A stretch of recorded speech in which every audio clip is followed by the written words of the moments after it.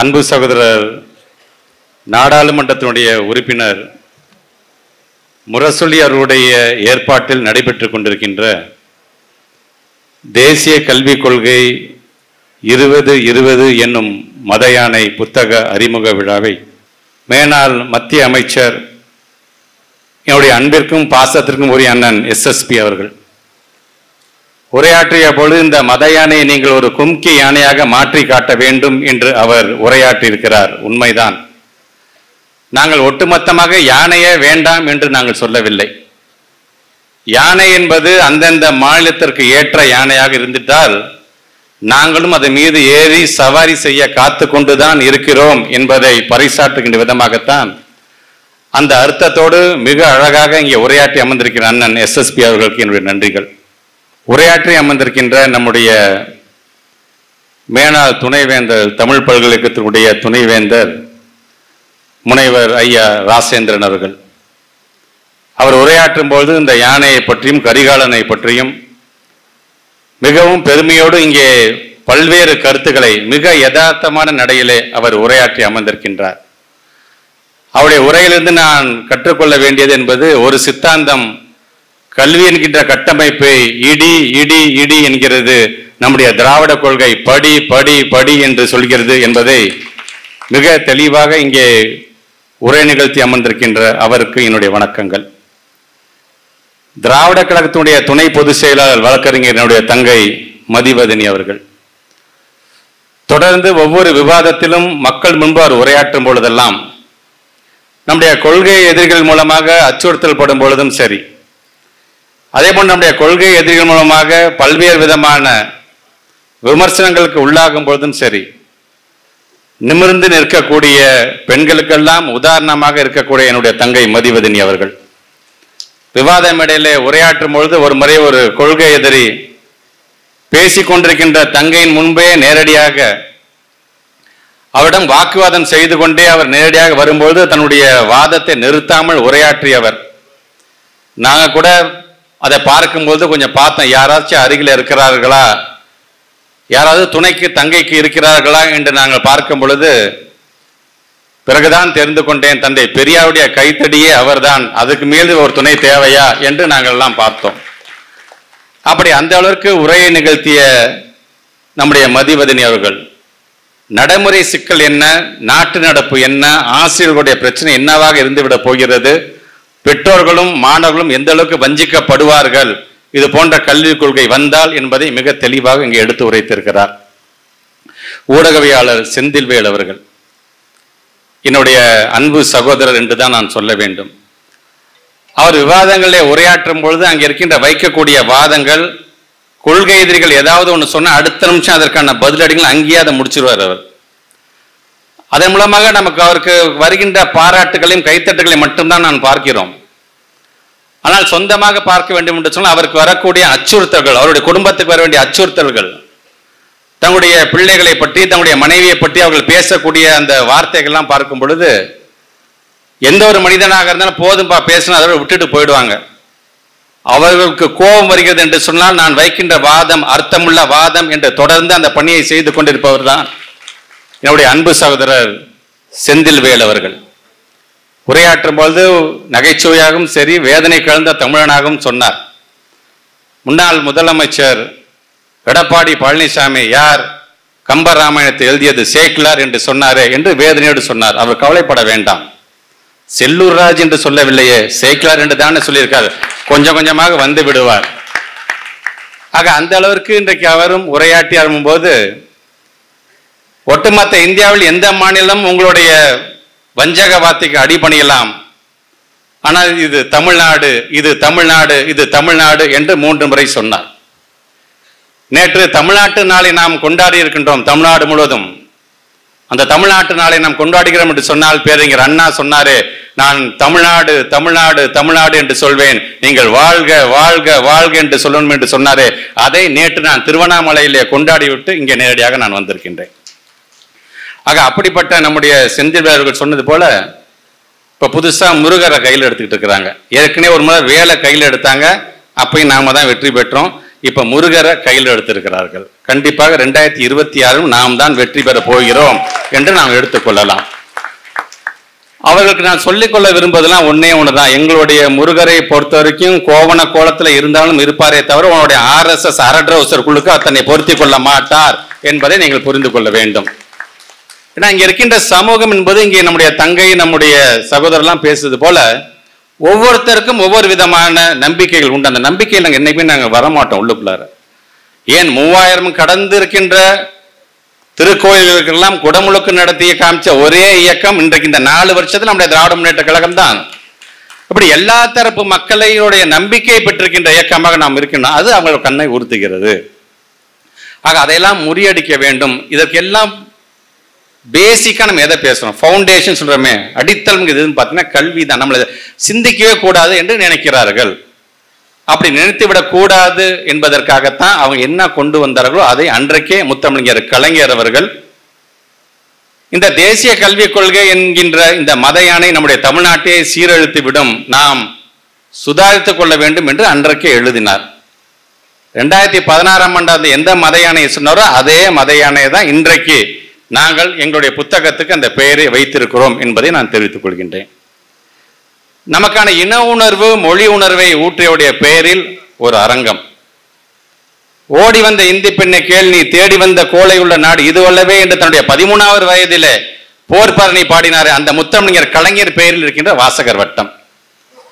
தமிழ் வாழ்க தமிழ் வாழ்க என்று தமிழுக்காக நாங்கள் இத்தனை பேர் உயிர் நீத்திருக்கிறோமே, இந்தி தான் வாழ்க இந்தி தான் வேண்டும் என்று யாராவது ஒருவன் உயிரை நீத்திருக்கான என்று காட்டுங்களே என்று சொன்னாரே அந்த அன்பிலுடைய பேரன் இன்றைக்கு இந்த மேடையில்.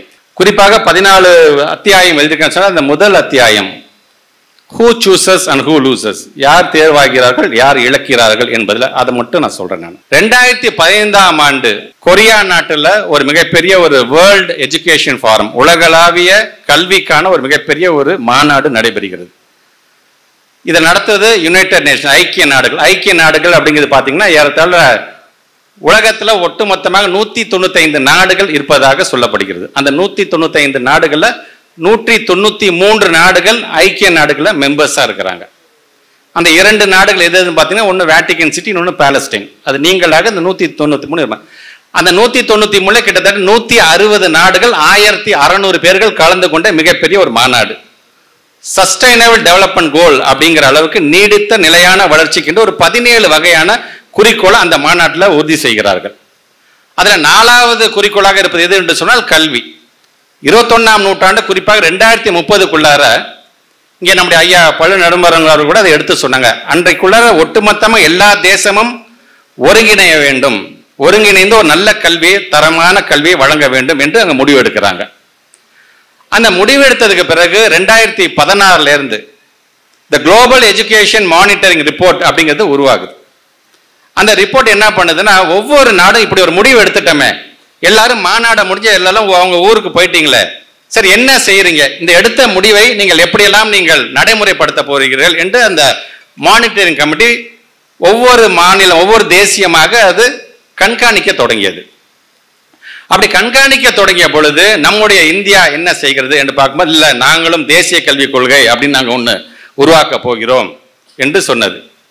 அந்த தேசிய கல்விகள் என்ன சொல்லுதுன்னா கொரியா நாட்டில் நீங்கள் என்னென்னலாம் நீங்கள் நடைமுறைப்படுத்த வேண்டும் என்று சொன்னீர்களோ அந்த தீர்மானத்தை உள்ளடக்கியது எங்களுடைய தேசிய கல்வி. ரொம்ப சந்தோஷம். சரி நம்ம எல்லாத்துக்கும் குவாலிட்டியான எஜுகேஷன் கிடைக்க போகுது, எல்லாரும் சந்தோஷமாயிட்டோம். ஆனால் அந்த டிராஃப்டை உருவாக்கக்கூடிய இடத்துல யார் யாரெல்லாம் இருக்கிறா அப்படின்னு நாம் பார்க்க வேண்டும். அப்படி பார்க்கும்பொழுது அதில் முழுவதும் பார்த்தீங்கன்னா RSS சித்தாந்தத்தை சார்ந்திருக்கின்ற பல்வேறு நிலையில் இருக்கின்ற சங்கத்தினுடைய உறுப்பினர்கள் தான் அந்த டிராஃப்டையை உருவாக்க போகிறார்கள் என்ற நிலை வந்த போதுதான் முத்தமிழர் கலைஞர் சொன்னார், நீங்க தேசிய கல்விக் கொள்கையை உருவாக்க நான் வேணான்னு சொல்லலை, ஆனால் அதில் கல்வியாளரே இல்லாமல் ஒரு தேசிய கல்வியை நீங்கள் உருவாக்குவது என்பது கடிகாரன் முல்லை பின்னோக்கி இழுத்து வைப்பதற்கு சமம் என்று அன்றைக்கு அவர் உரையாற்றினார். ஆக அதனால்தான் நம்ம தொடர்ந்து சரி எந்த விஷயத்தில் நம்ம ஏமாந்துடக்கூடாது. இன்னைக்கு நான் ரொம்ப சொஃபஸ்டிகேட்டடாக இருக்கும். நீங்க நினைக்கலாம் ஏன் இன்னைக்கு இந்த நிகழ்ச்சி, எங்க வீட்டில் பிள்ளைங்க படிக்குது, படிச்சதுக்கு அப்புறமேட்டு நேரடியாக கல்லூரிக்கு போறாங்க, கல்லூரிக்கு போனது வேலை கிடைச்சது, இதில் என்ன பிரச்சனை இருக்கு? ஒன்றும் பிரச்சனையே இல்லை. ஆனால் இதெல்லாம் கிடைக்காம போயிடும். ஒரு காலத்தில் என் பிள்ளைலாம் படிச்சுங்கிற வார்த்தை நம்ம வாயிலேருந்து வர ஆரம்பிச்சிடும். அப்படி வந்துவிடக்கூடாது என்பதற்காக எச்சரிக்கை மணியை 2019 முதல்ல ஒட்டுமொத்த இந்தியாவில் அடிச்சவர் யாருன்னு பாத்தீங்கன்னா இன்றைக்கு திராவிட மாடல் அரசியல் நடத்தி கொண்டிருக்கின்ற முத்துவேல் கருணாநிதி ஸ்டாலின் சொல்லக்கூடிய மாண்பு தமிழ்நாட்டுடைய முதலமைச்சர். அன்றைக்கே பல சரத்துக்களை எங்களால் ஒற்றுக்கொள்ள முடியாது என்று சொல்லுகிறார். 2019-20 கொரோனா காலம் வந்துவிட்டது. அந்த கொரோனா காலத்துல ரொம்ப அவசரமாக இந்த தேசிய கல்விக் கொள்கை 2020ங்கிறத உடனடியாக பாஸ் பண்ணாதான் நம்முடைய முன்ன மேனாள் அமைச்சர் அண்ணன் கூட சொன்னாங்க, எந்த விவாதமும் இல்லாமல் அது உடனடியாக அதை பாஸ் பண்ணிட்டாங்க. அது பாஸ் பண்ணதுக்கோட அர்த்தம் என்னவென்று பார்த்தீங்கன்னா, பின்னோக்கி போய் பார்த்தீங்கன்னா அதை வடிவமைத்த விதம் அந்த மாதிரி இருந்தது. அதை தான் நீங்கள் எல்லாருமே ஒவ்வொரு விதமான கருத்துக்களை சொல்லிட்டாங்க. பிள்ளைகள் எப்படிலாம் வஞ்சிக்கப்பட போகிறார்கள், எப்படி நம்முடைய மேனாள் அமைச்சர் சொன்ன மாதிரி அந்த மல்டிபிள் என்ட்ரி மல்டிபிள் எக்ஸிட் இந்த மாதிரிலாம் வரும்பொழுது பிள்ளைகளுக்கு படிப்பின் மீது இருக்கின்ற அந்த ஆர்வம் குறைந்து ஏதோ ஒரு வேலை செஞ்சு பொழைச்சிக்கலாம்ப்பா அப்படிங்கிற அளவுக்கு போயிடுவாங்க. அது என்ன மாதிரி வேலை செய்யறதுக்கு முதற்கொண்டு அதில் சொல்றாங்க. அது ஸோ அது போன்று அமைந்து விடக்கூடாது என்பதற்காக தான் இந்த குளோபல் எஜுகேஷன் மானிட்டரிங் கமிட்டி என்ன பண்றாங்கன்னா, நேஷனல் எஜுகேஷன் மானிட்டரிங் என்ன பண்ணுதுன்னு கொஞ்சம் பாருங்க அப்படின்னு பாக்குறாங்க. அப்படி பார்க்கும்போது அவங்களே ஆச்சரியப்படுறாங்க. சொல்றது யுனெஸ்கோ சொல்றாங்க. யுனெஸ்கோ அமைப்பு என்ன சொல்றா, எங்களுக்கே ஆச்சரியமா இருக்கின்றது. நாங்க ஒண்ணு சொன்னோம்னா இந்த இந்தியா நாட்டை சார்ந்திருக்கவங்க வேற ஒண்ணு பண்ணிட்டு இருக்கிறாங்க. அங்க என்ன பண்ணி கொண்டிருக்கின்றார்கள் என்று பார்த்தா, நிறைய என்ஜிஓஸ் இதுல உள்ளே நுழைக்கிறார்கள். அந்த என்ஜிஓஸ் உள்ளே நுழைந்து விட்டார்கள் என்று சொன்னால் தமக்கு என்ன தேவை, எப்படி தனியார் மயமாக்கலாம், எப்படி டியூஷன் சென்டர்ஸ் அதிகமாக நம்ம உருவாக்கலாம் என்கிற விதத்தில் அது அமைந்துவிடும். ஆக இதை யுனெஸ்கோ அமைப்பு கண்டுபிடிச்சு சொல்றாங்க, இல்ல இல்ல இவங்க தவறான பாதைக்கு போகிறார்கள். உதாரணத்திற்கு இவர்கள் யுனெஸ்கோ சொல்லுகிறார்கள் ஏசர் ரிப்போர்ட் என்று ஒன்று சொல்லுகிறார்கள், annual status for education report என்று சொல்லுகிறார்கள். இதை நடத்துறதே பிரதாம் என்கின்ற ஒரு என்ஜிஓ. தயவுசெய்து இதை நம்பாதீங்க அப்படின்னு சொல்றது யார் தெரியுமா? யுனெஸ்கோ அமைப்பு.